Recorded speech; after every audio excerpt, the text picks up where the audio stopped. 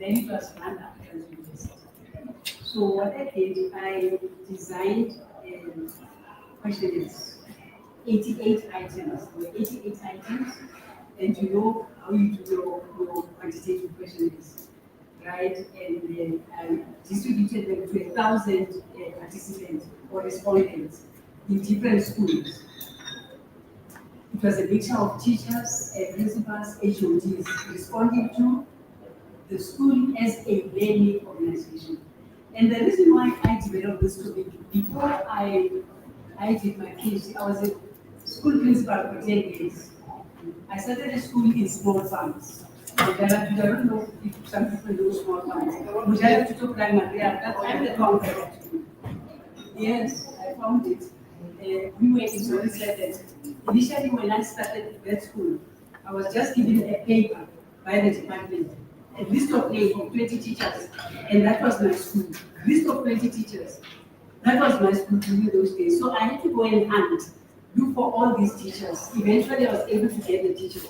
Only a paper. My school was a paper, meaning that no buildings, no nothing, just a paper and those 20 teachers.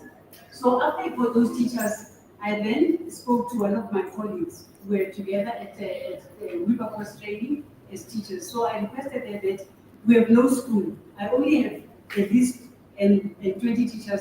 Can you just come and assemble at your school? Just to have a meeting. We went to that school and then we assembled these teachers. Then I negotiated. So during those years, those many years, we had what was called a platooning system. I don't know whether some of you are familiar with that. So where one school starts at 8 o'clock and then stops at 12, and then the other one starts at 1 to 5 o'clock, something like that. So I went to negotiate with the principal in small farms, one principal, and asked him whether he'd be able to accommodate us. So he then said, no, that's okay, you can come. We'll start at 8, you start at 1 o'clock. Now that system has disadvantages. The fact that the students start at 1 o'clock, they're tired already, and there isn't sufficient time for teaching. But anyway, we persisted. We used that platooning system, and it was during the riots. Because I started that school in 1987. It was after the 1984 riots. So most of the schools were burnt down. And then we continued with the system of platooning. But it was so distressing. And some children had to walk long distances, to Sibukane, to whatever, to the farms. And then I just decided, we're tired of this, let's go to Zone 7. I don't know how many people know state school in Zone 7. You know state school? You know how it was in competition. I went to that school in that position with 1,000 children, 1,000 sub 8 to standard 2, sub 8 to standard 2 during those days. So I spoke to the 20 teachers and myself. We were 22, I think, all of us, teachers and myself as a principal and an HOD. I said to them, honestly, we cannot go on this way. Rather start school from 8 to 1 o'clock, but let's go to states. It was a mess. The school was a mess. There were only 4 functional classrooms. In other words, classrooms that had a roof and a door, and the rest were plain down. So we then agreed. One of us said, no, we go. So I was studying my master's degree then at Grand African Students, and then we did a lot of things. I started the vision for this area, the District of Education. I'm the one who came up with the vision and the vision statement because I was doing my master's and I used to come and share with the principals around. So then the teachers agreed, and then we spoke to our children this particular day when we got the job that today we'll be singing our vision song. Our vision song is what will be the best of the best ever. And I'm an artist, I've even drawn, I've got to be a dancer, I dance, I'm an artist, and all these things. So we told our kids that we were going to our school, and the children were happy. Singing from small farm to Zone 7, our vision song, they were happy. We got there.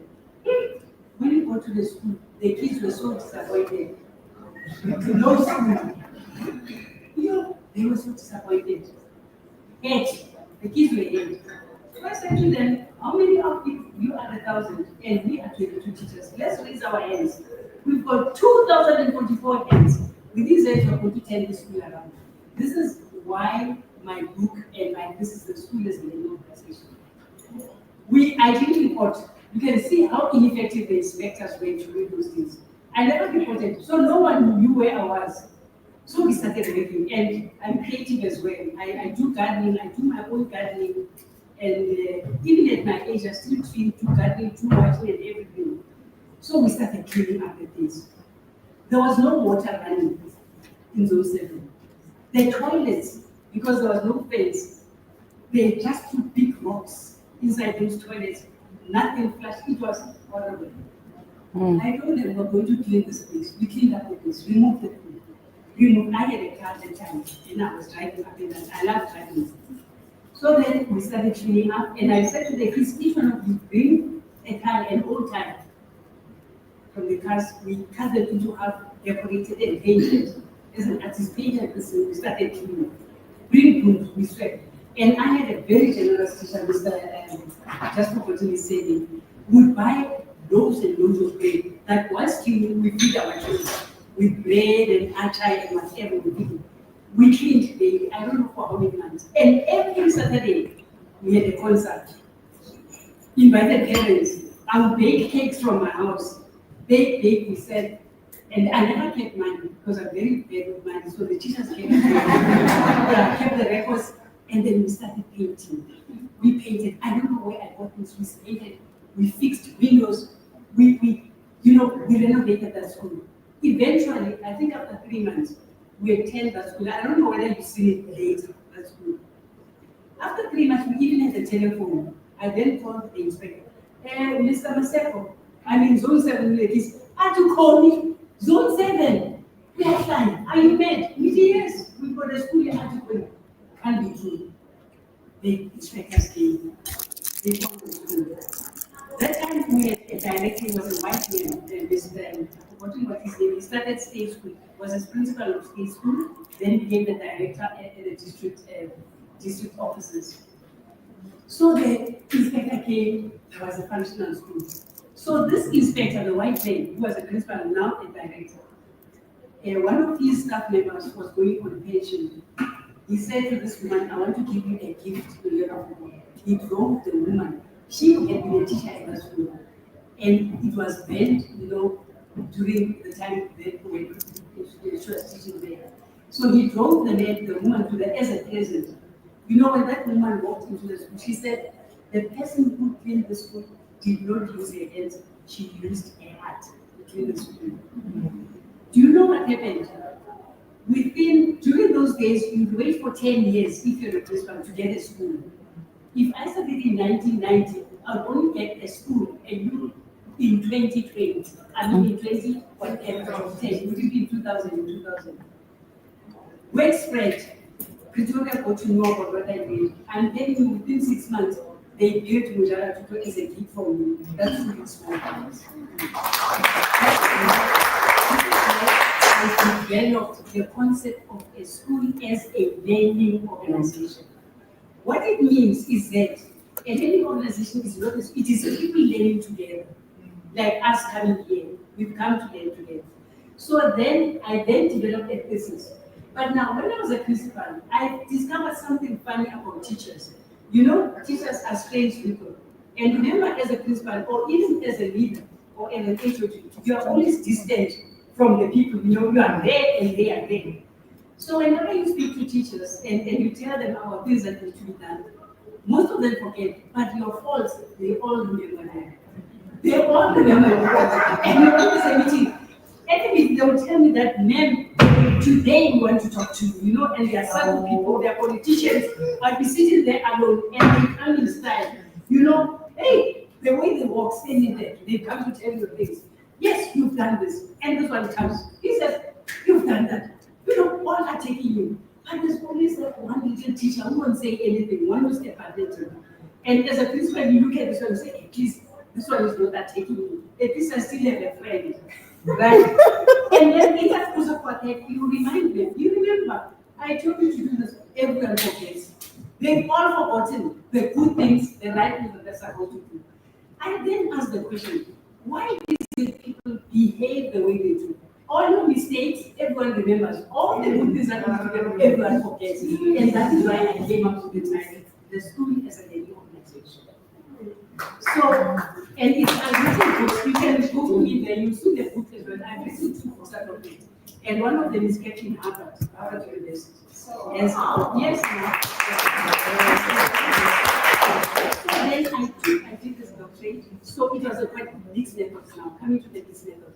And why I chose my topic. You see now, why did you choose the topic? Why was it significant? It was significant because I wanted to understand how do we learn? Why do people think the way they do? And it's one of the subjects we do in organizational behavior. Why do people behave the way they do? Because we all behave differently. Why is it? That is a question. I mean, look at your colleagues, even in your own departments. Why do we behave differently? So I then developed the topic, and then I had these, the question is, thank you, I had these questionnaires. So I sent them to the district. Yeah, this is right. With these 88 items. The return rate was something like, I don't know whether it was 76%, because some get destroyed, isn't it, the questionnaires? So you can't use those questionnaires that are destroyed. So I started with my literature, that is mixed methods. My chapter 1, like what I did, I showed you at the beginning, then I had my chapter 2. I had 2 chapters of my literature. The one was what is a learning organization? What is its chapter 2? And then my chapter 3, how do we create a learning organization? How to create a it was my chapter 2. So then I described it, and from the literature, I developed my questionnaires. So all the questionnaires came from the literature review to develop that coherence. All the questions were there. I didn't think about them outside, but I took them from my literature because I wanted to understand the concept myself, and I was studying the concept. Now, the theory that I used, it was of an American, one of the professors at MIT in Massachusetts, Peter Samuel. He is a guru in learning organizations.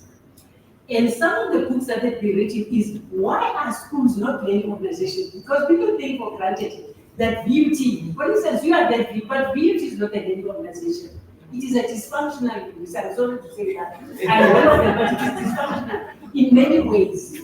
I mean, the fact that you go, this type of administration, everything is clean. You go to where the teachers, the most important people are, everything is filthy there. The toilets are filthy.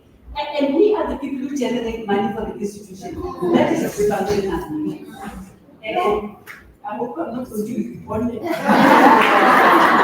So it is not a learning organization because if it is, they will start with us, the people that are bringing money. It is us and the students. Without the students and the lecturer, there's no beauty. So people think that schools are, they are not learning organization. You only become a learning organization by doing what you've done today. Coming together to say that we have knowledge, but can we get somebody else who might contribute? Because I'm not contributing much to your knowledge. Maybe it's just a percentage or a 0. What, but it is something. Somebody here is going to say, I didn't understand this. Now it is clear. If only one person can move out of this class and say, at least I understand, then I would have succeeded. One person only. So then I took those questionnaires and the people responded to the questionnaires. Then we took them to the statisticians. We don't even have a statistician in the VT who analyzes because we take our articles, our papers to Northwest University. But at UJ and Northwest and other universities, you have a section, statistical department, to analyze all the questionnaires within the institution. So they then analyzed. So what they did, they called it a factor analysis. I don't know whether you analyze that way in terms of your sciences. So we did what is called a factor analysis. I had 88 questions. These are your items on the questionnaire. So they were analyzed. And when they were analyzed, we came about with 2 factors, 2 things out of the 88 questions. Because the data was reduced to 2 factors only. So these 2 factors were a collaborative learning environment and commitment. That is what I got out of the 88 questions. 2 things after a factor analysis, a statistical factor analysis. So then I worked on those two things, the 2 factors, commitment and collaboration. That is how the whole thing was analyzed. That was quantitative. We then did all the tests, the chi-squares, the t-test, all the tests, we did all the tests.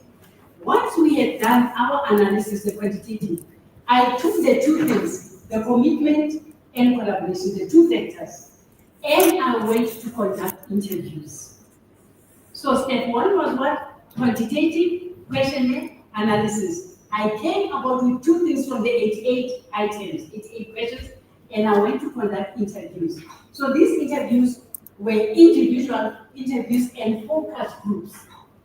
With the individuals, I then had them, I think, with the principal and maybe some HOD and whatever, but then I had homogeneous and heterogeneous groups. So these were mixed, where you had your teachers, your HODs, and everyone, and the community. But I also had interviews with the district officials, because I wanted to understand how do district officials understand the concept of a learning organization. But I was using two concepts, and my questions were: one, what do we mean by a collaborative culture? What do we mean by commitment? In terms of men and women, who is more committed? And in terms of men and women, who is more collaborative? These were my only interview questions. Coming from where? From quantitative. Coming from the factor analysis. So these were the only four questions that I asked. What is commitment? What is collaboration? Who among men and women is more committed and who's more collaborative? Can you tell me who do you think is more committed and who's more collaborative? Yeah? And tell me the reasons why. Tell me the reasons why. Among men and women, who is more committed and who's more, and why? Practical examples. Always men. Yes? Always men.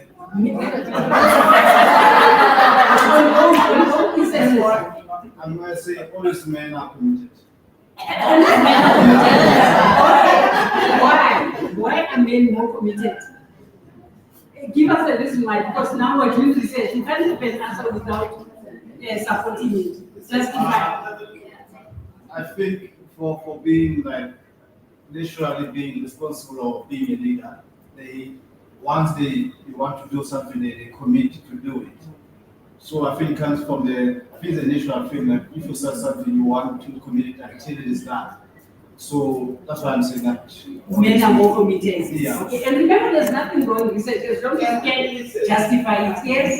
Women are more collaborative. Women are more collaborative. Yes. Yes. It's always that we want to make our system. Who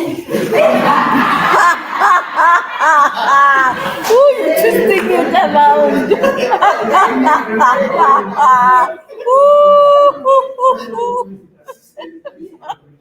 It's collaboration. And remember, nothing is wrong as long as you can justify it. You see, that is what it doesn't. Yes. It's interesting to speak to because I think about this a lot.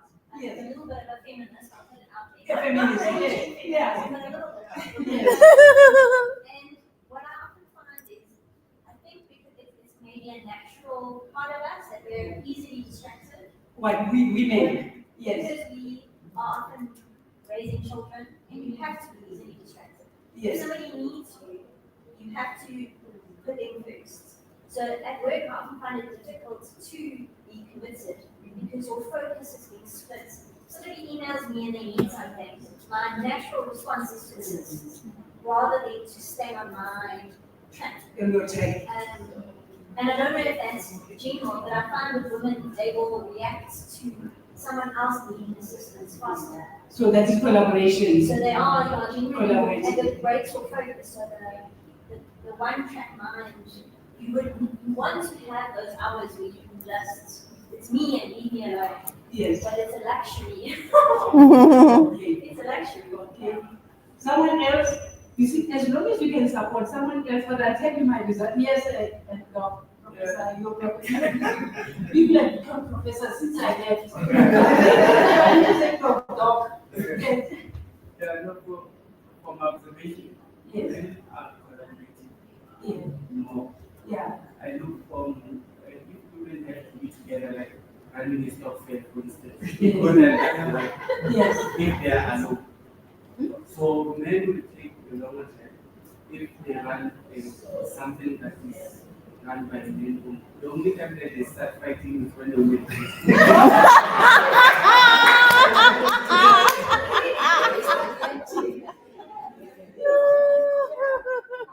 So men are more collaborative, okay, and women are more committed. Women and men are more committed, okay.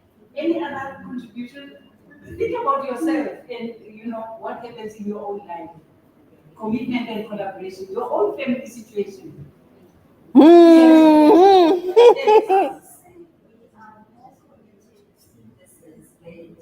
Our support is always been explicit.